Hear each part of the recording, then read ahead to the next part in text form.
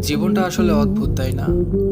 আমরা বেঁচে থাকতে যাদের জন্য কান্না করি তারাই আমাদের কদর করে না, অবহেলা করে, অপমান করে, তুচ্ছ তাচ্ছিল্য করে।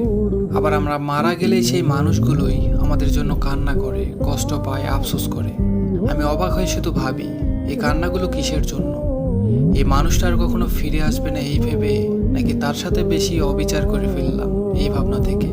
কারণ যাই হোক না কেন, না ফেরার জগতে চলে গেলেই তাদের যত আফসোসের শুরু হয়, অথচ বেঁচে থাকতে সেই মানুষগুলোই আমাদের মূল্যায়নই করে না। ही जाती वजह